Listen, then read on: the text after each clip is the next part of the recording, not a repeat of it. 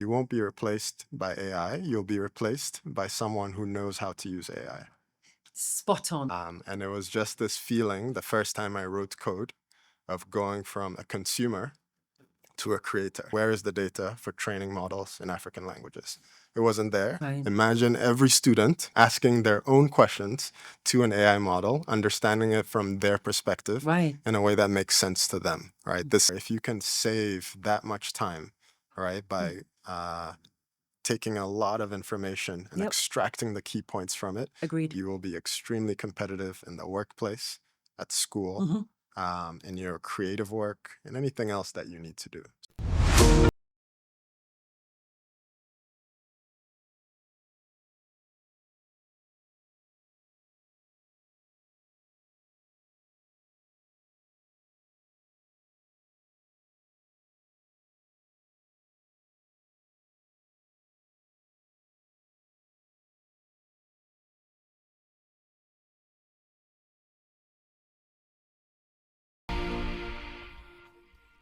Good morning. Thank you so much for joining us at Voices of a Continent. Mr. Perry Nelson, I know that you're busy, so we really appreciate the time taken and for us to enjoy your space here. It's an absolutely stunning space. So thank you so much for having us. And I think that I'm really looking forward to the conversations that we're going to have. Likewise. Great. So should we get stuck in? Let's get right into it. All right, fantastic.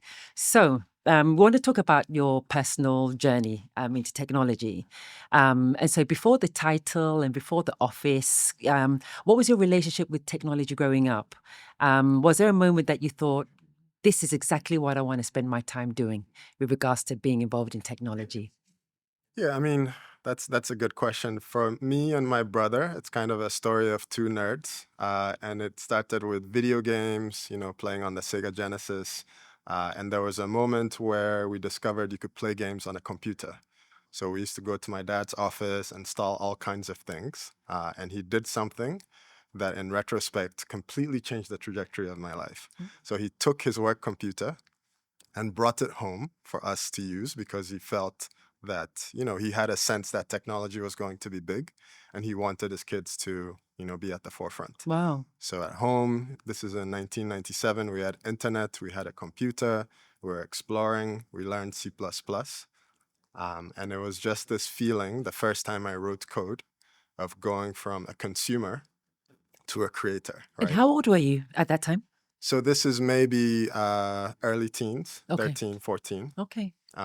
So JSS, just writing some code, making the computer do something. It planted a seed.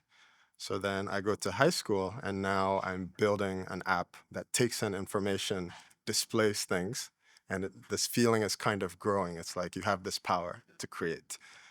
Fast forward to college, we had a final project in a computer graphics class, and I built a multiplayer first-person shooter game.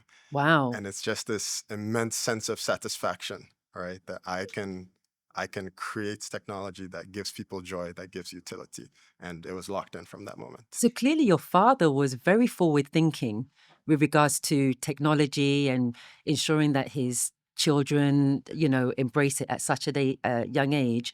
Was he involved in technology in any capacity? Not Or he just had the foresight of just really just trying to bring it into the household and then yourself and your brother just ran away with it from there onwards?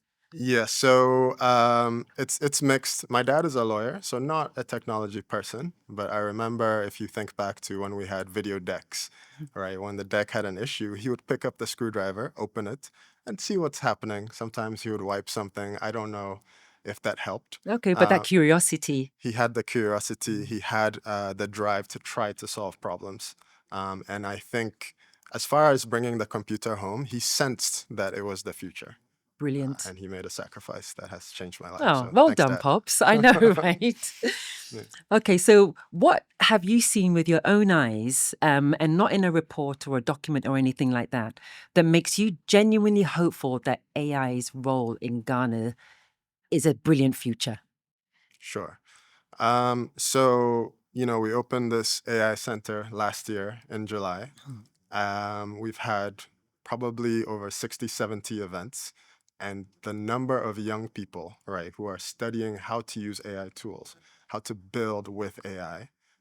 We've had organizations like Youth in AI, we've had Women in AI, and we've Great. had Divas in AI, Oh, right? where was I? How come I wasn't invited to that? And Mm. each of these events were packed. Folks were using the tools, building prototypes, building demos. This is a very fertile ground where Mm. if we invest, we're going to see just an explosion of very practical apps coming from the Ghanaian youth. Oh, this is exciting. Okay, we'll talk about the youth a little bit down the road.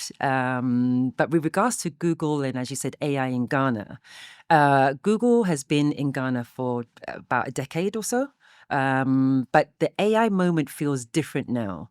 How has your own thinking about what's possible for Ghana shifted since the AI Research Center opened in Accra?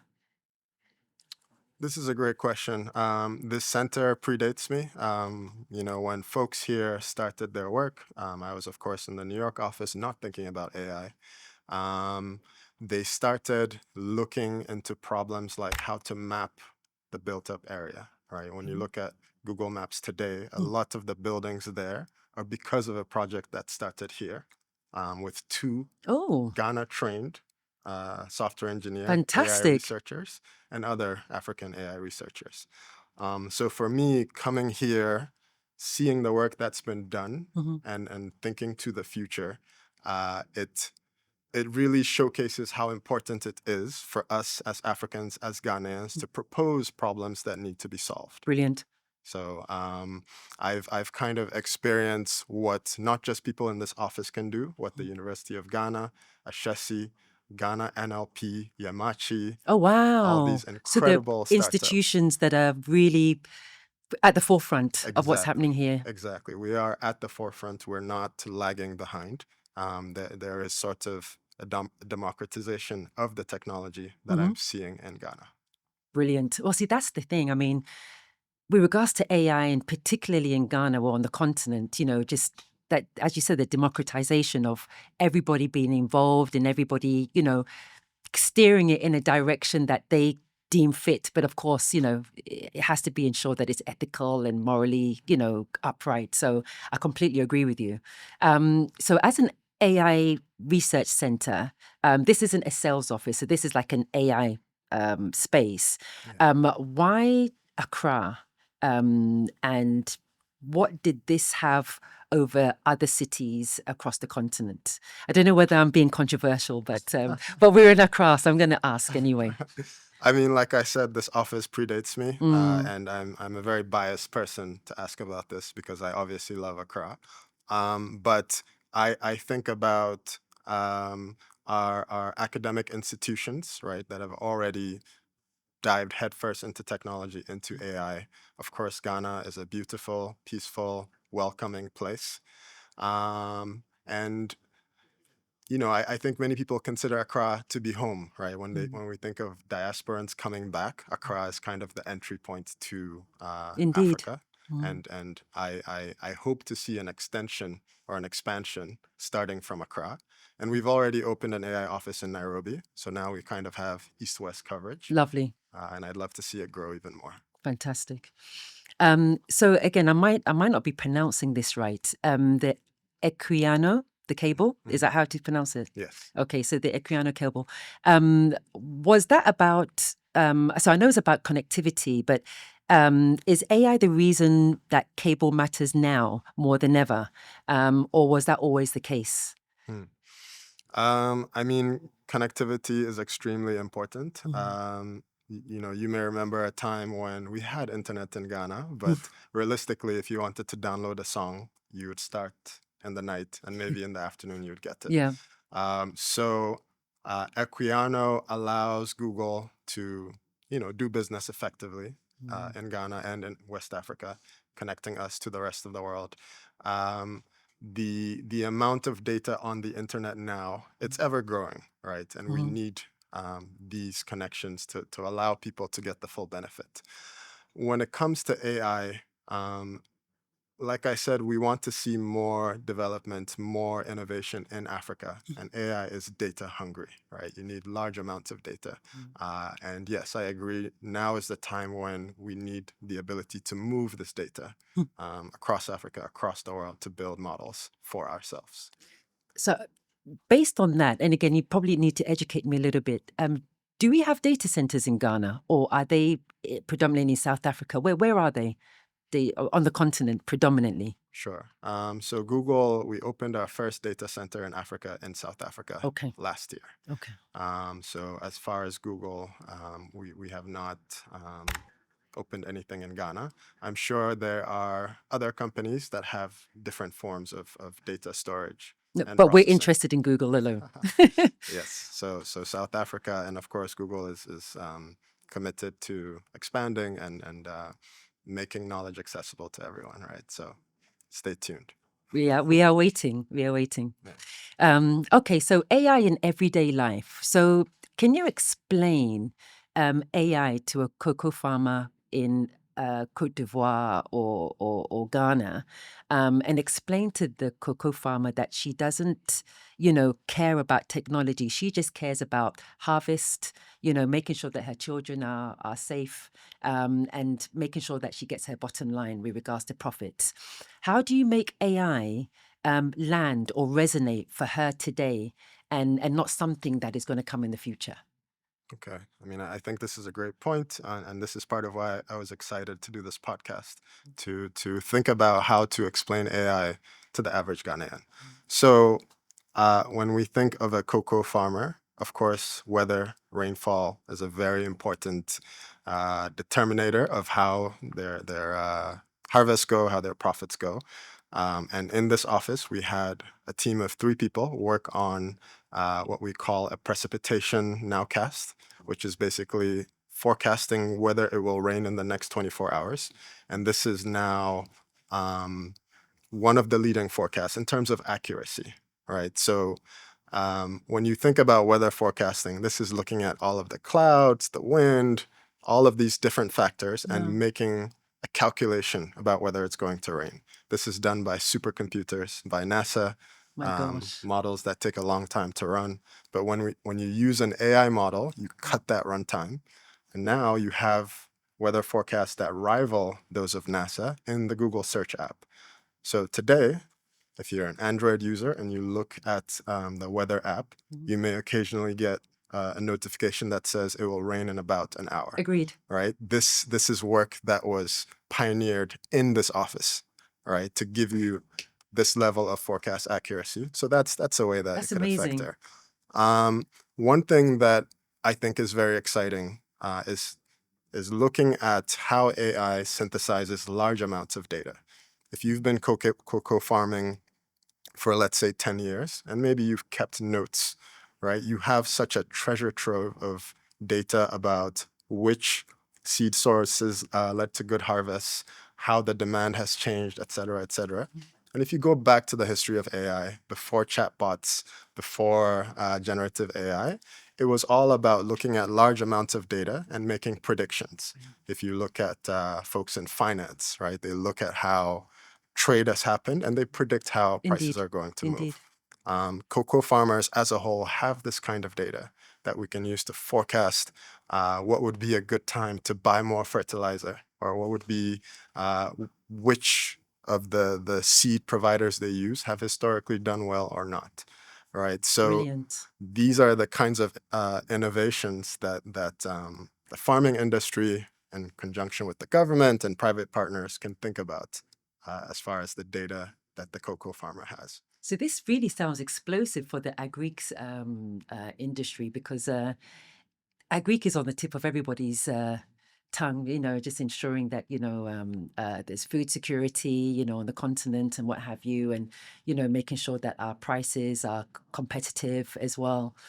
So I can, excuse me, I can certainly see the benefits. And again, as our female or male cocoa farmers are concerned, they want to make sure that they're fed. They want to make sure that they meet their bottom line. They're able to live healthy and, competitive lives with regards to business. So I'm excited. I'm excited. Bravo, bravo. Um, so on to languages. Mhm. Teaching AI, Tree, Ewe, Dagbani, what does it actually take in order to do that? And what changes, or for the child who speaks only Dagbani at home, but has been told that English is the only way to succeed? How does Google, navigate between cultural and, technological advances when it comes to language? Hmm. No, this is a great question, and it goes back to this problem of data. Mm. At the heart of it, an AI model is a program that has been shown millions of examples of how to do something to the point where it has what's called an embedding, a mathematical representation of what different concepts mean. So when you have a weather model, right, it's seen so much data from satellites about what different temperatures and humidities mean and how they predict rain. And similarly, for a language model, it's seen text. It's heard different voices, people saying different things, and Mhm. understood what they mean. So to have a good model that speaks Tree or Dagbani, you need a large amount of people speaking Tree, Got it. and then you need to have the text that goes with that tree and run it through the model until it starts to associate when someone makes this sound, it goes with this text. Right. And this is one of the first things I worked on when I came to this office in a project called Wahal, which means speak in Wolof, spoken in Senegal. At the time, we sort of faced this issue. Where is the data for training models in African languages? It wasn't there. And it's not there because it takes an investment, right? Okay. So we thought, how can we empower the African ecosystem, the Ghanaian ecosystem, to acquire this data to build the products they need? Fantastic. So we worked with University of Ghana. We went out to Volta region. We went out to the Ashanti region. We recorded thousands of hours of people speaking. Wow. We took this data to the linguistics department to get high quality transcriptions, right? And this is now something that we've open sourced online today. If you are a researcher listening or watching and you use Hugging Face, it's Google/Wahal NLP. Wahal is WAXAL. Please get it out there. Yes. And this is data that we painstakingly curated. It sounds like a labor of love, huh? Yes, and it's not just Ghanaian languages. We have over 2 million individual recordings that we've taken across Africa to Wow. empower folks to build text to speech. These are models where you type something in Tree and it speaks it out, and speech to text, where you could build an app where someone speaks Tree and we can understand what they said. Brilliant. And it's open source, which means it's available for you to build your own apps without any licensing fee or anything like that. So to answer your question, what's needed is data. We've played our part, but if you think about how much of this type of data is available for English, you realize we're still behind, right? So this is kind of setting an example Mm. of how, as an ecosystem, we can invest in our own data for our own AI development. Um, for the person who feels left behind, right? Their languages aren't represented. Mhm. Sometimes even accents aren't represented. My parents try to use AI tools, and sometimes it doesn't. They're speaking English, but it Yeah. doesn't Yeah. It understand the doesn't. Ghanaian way of saying things, Yeah. and this happens to me as well. Mm. Um, if we can get this type of data, right, and we can train these models to understand these languages, these accents, it will bring more people into the fold. Mm. And there are researchers right now working on this in Africa. The Wahal data set, the speech to text portion of it, right? Mhm. If you are building an app for financial use cases where Mhm. people can talk to the app to conduct banking transactions, you can now use the speech to text data we have in Tree to kind of create an encoder to allow someone to speak Tree, Ewe, Brilliant. Dagbani to it to have that interaction. So this is the beginning. There are players that have made progress in this field. Kaya AI by Paula Zunre, Oh, who yes. I'm a huge fan of, is already thinking in this area. But with Wahal and other data sets like it, we want to push people to think about how we bring all of Ghana into the AI revolution. Right. It's not impossible. It takes investment, and investments are being made. Okay. So now we've thrown the gauntlet back to the developer community to see what they can do. They can do. I'm really excited. So it really sounds that University of Ghana are really leading on the forefront with regards to ensuring that linguistically different languages are being represented by the sounds of it. I mean, they're a great partner. I definitely don't want to leave out other universities doing great work. Thank University you. of Cape Coast, Ashesi University, Academic City. It's been amazing to see how well our universities have adapted Love that. to this change in priorities in computer science and engineering. Thank you. So future is Amazing bright. institutions, they all are. Thank you Yes, for yes, that. yes. Thank you. Okay, so let's forget the pilots and the press releases because, sometimes they can sound a bit glossy and everything on paper, looks a little different. But where is AI actually solving a problem right now? In the soil, maybe at the clinic, in the medical center, or on the factory floor? Are you able to give me one real-time example with regards to how AI is trying to solve this? It doesn't have to be in Ghana, but anywhere on the continent. Sure. So one project Google has done that I'm very proud of. This is in partnership with a company called Jacaranda Health. Okay. And they are in Ghana and Nairobi. But basically, the problem they were looking at was maternal health ultrasounds. So essentially, an ultrasound machine costs thousands of dollars to start with. And when you conduct an ultrasound, you need someone who has typically trained for 2 years to interpret the image. And this creates a barrier for people who live in remote villages, for people who don't have a lot of trained technicians. So Google, in partnership with Jacaranda Health, created a low-cost ultrasound machine. And instead of sort of a lot of hardware and expertise to interpret it, an AI model trained on, again, thousands and thousands of images Amazing. that could Amazing. give you recommendations on the positioning of the baby, Oh. which as you get closer to term, it's very important Yeah. that you make timely actions based on that. Ah. So this was something that was piloted, launched, immediately had impact on the ground, and made possible by something called the Google Open Health Stack. Google Open Health Stack. Yes, Okay. which is a suite of tools to help people build kind of health-based apps while respecting all of the regulations and sort of privacy that's needed Absolutely. around That's that critical. without having to figure it out on their own. That's amazing. So that's in Ghana as well as Nairobi. The pilot for mothers was in Nairobi, but Okay. Jacaranda Health Yeah. does all kinds of efforts in both Lovely. countries as well. Beautiful. AI is here. AI is here. Okay, so AI is only as good as the data that it's trained on, Yes. and you've repeated that a few times. Who is in the room when these systems are being built in Africa? And most importantly, who is not in the room that actually should be?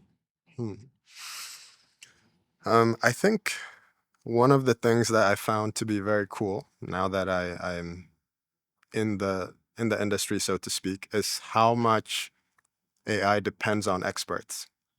So when you train a language model, you need a linguist. When you train a model to work with students, you need folks in education. And of course, Google employs doctors, neuroscientists, different kinds of folks to make sure that the models are doing the right thing. Right. And this is just an amazing confluence of technology and other fields that I just love to see. So when you think about the solutions that we need for our part of the world, right? We do need these folks. We do need local Ghanaian doctors to bring Ghanaian perspectives to AI tools built for Ghana. Right. When we collected the data for Wahal, we did bring in linguists, and we had amazing debates about Equipium tree versus Ashanti tree, Yes. how to Yeah. properly use accents, how to spell things, Mm. right? This is how you build AI that works for a group of people. So who's in the room? Generally, experts in the field, right? But as our AI field is still budding, still growing, we need to be more aggressive on that particular aspect in Ghana and make sure that we are building tools Mm. with the experts Right. in consultation, Right, right? right, Yeah. right. Yeah, no, I have, based on different events, that because, there's a lot of discussions and conferences about the AI and developing of the various industries. And, there have been discussions on, well, who is at the table when they're making these decisions, Mhm. so it's great to hear that you have a number of experts from the different industries, um, that are offering solutions, but then they're on the ground, right? Because they Mhm. know exactly what's happening in their industry. So Yes. that's really, really encouraging to hear. But as you said, it's developing, it's changing every time. So Mhm. I appreciate that. So with regards to the next generation and AI in education, because that's really critical for the continent, uh, the reality is that in Africa, many teachers on the continent can be somewhat underpaid, overworked, and the classrooms are quite large. Mhm. And at times, there may be just a handful of textbooks within a class. Again, that's not representation of all of the countries on the continent, but Mhm. in some places that is the reality.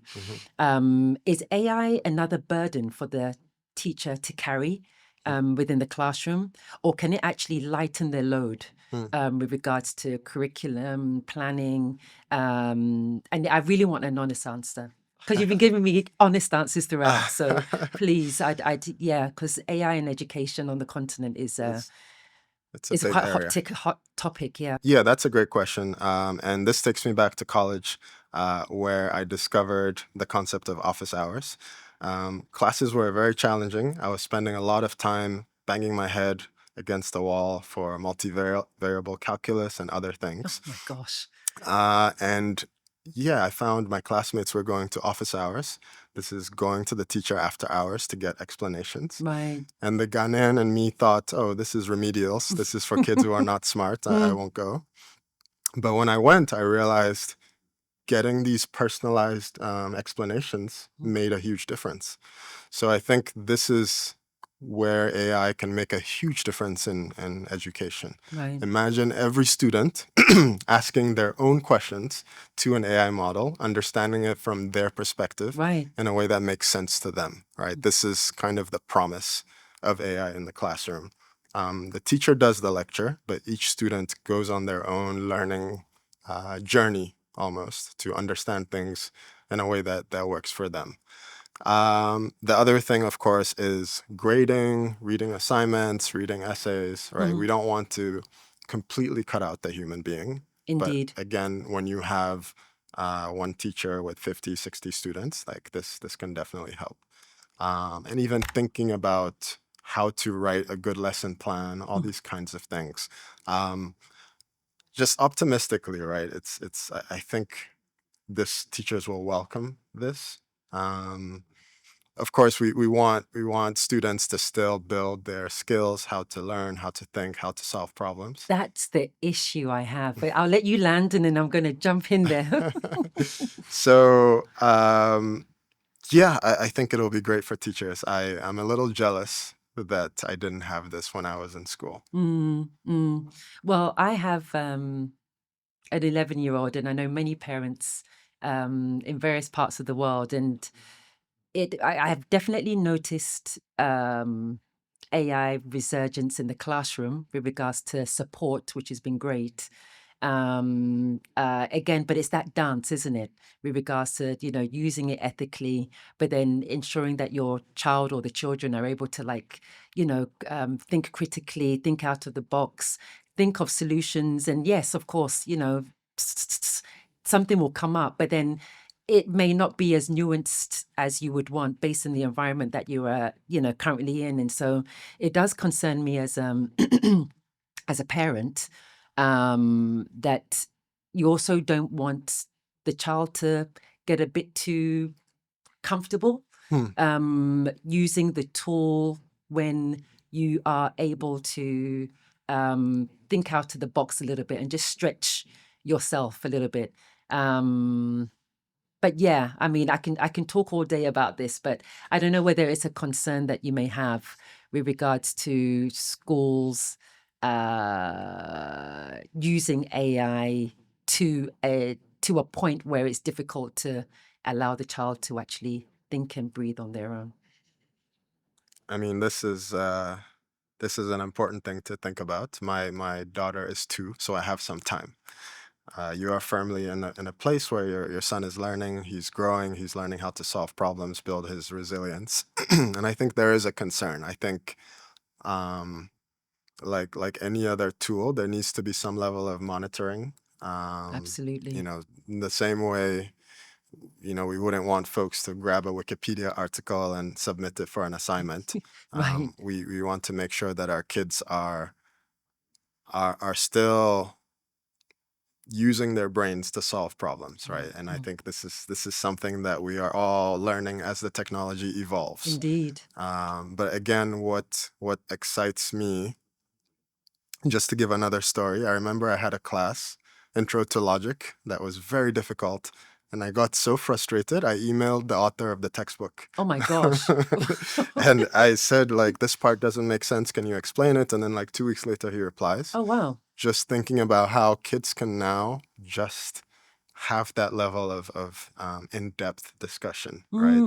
Mm. Um, the homework scenario is tricky, but the understanding the content, right, in a way Right. that makes sense to you personally is just so powerful that Right. I think if we can lean into that, these kids are going to be so smart.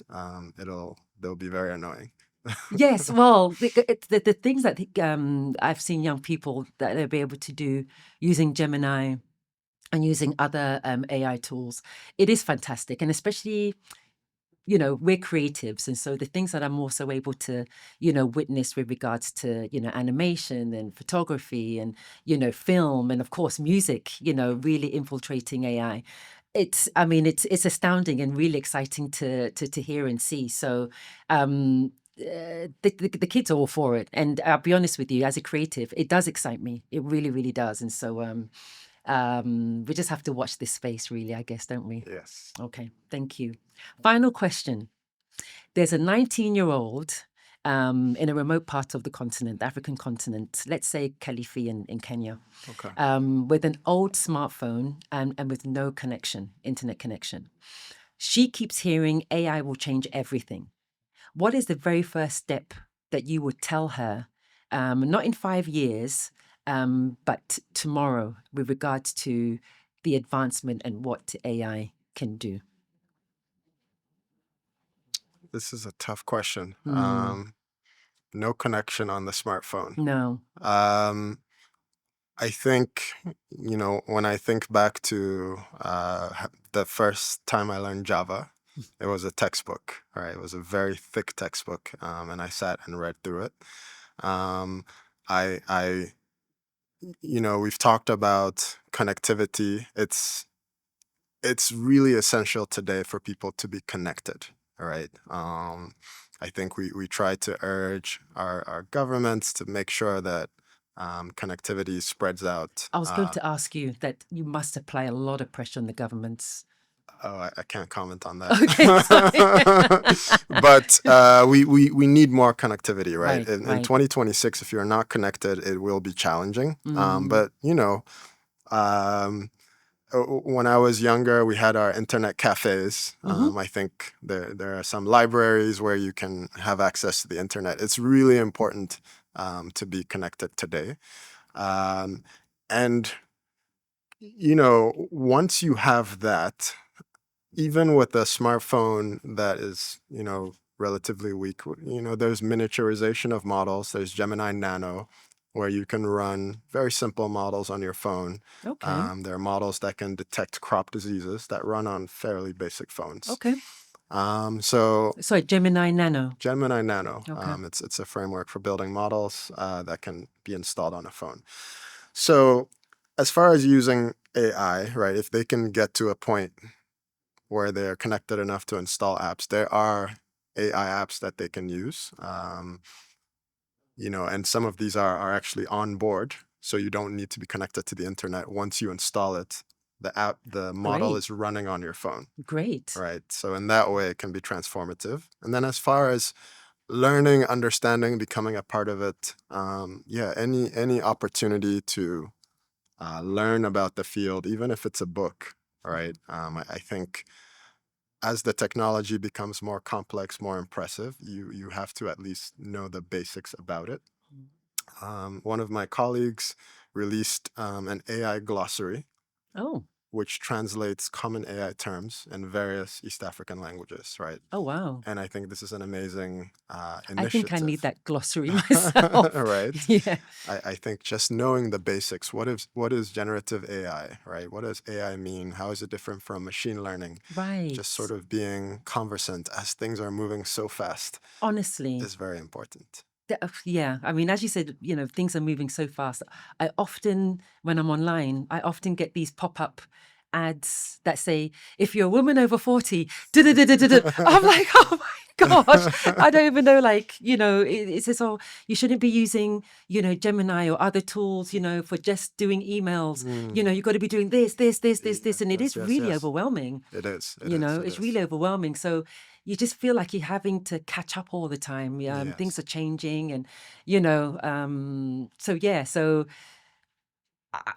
yeah. Anyway, moving swiftly on, but I'd love for you to share some tools or a particular tool that you find really, really helpful with regards to like assimilating information or a dense amount of information to help you research and get ahead really with the correct data. Is there anything that you can share For with sure. us? I mean, this will sound a bit like a commercial, but Notebook LM by Okay. Google Okay. has been life-changing for me. Oh wow. Okay. This is Notebook LM. something you can use today. And the way it works is you upload PDFs, lectures, Oh wow. websites, anything you need, and it kind of digests the information and then gives you different modalities that you can get summaries of it. So it can generate a podcast, it can Brilliant. generate slides, it can generate diagrams, it can give you a quiz. Presentations. Wow. So, think about a student that has textbooks, that has different materials that they've had in a class. You can use this to create a podcast, which I have done, and then listen to it in your car on the way to class. It's okay. So Notebook LM. Notebook LM. And that's easily accessible? Yeah, it's Okay. currently free. Currently free. Okay. Yeah, you can use it. And thinking about tools, I saw a quote. I actually used Notebook LM to grab a few sources to prepare for this podcast. Mm-hmm. And one was an article on Ghana Web that said, "You won't be replaced by AI. You'll be replaced by someone who knows how to use AI." Spot on. Yes. Absolutely spot on. It's the application, right? Right. Yeah. And I think this is one of those tools where if you can save that much time, right, by taking a lot of information and Yep. extracting the key points from it, Agreed. you will be extremely competitive in the workplace, at school, Mm-hmm. in your creative work, and anything else that you need to do. So, Notebook LM, try it out and see if it helps you. This is such a perfect way to end the podcast. As you said, with regards to how you use it, the instructions that you give it and the application, because it is a beast. It's a lot of information. And sometimes I think that people can get quite overwhelmed with it. Yeah. But as you said, if you're able to cultivate the time to give it instructions that will give you the best results, then yeah, you'll be a force in any of the industries that you want to work in. Thank you so much for taking the time out of your busy schedule. Really, really appreciate you also having us here at Google Accra. So thank you. Thank you for having us. Thank you. It's my pleasure. Mm. Thanks for coming by.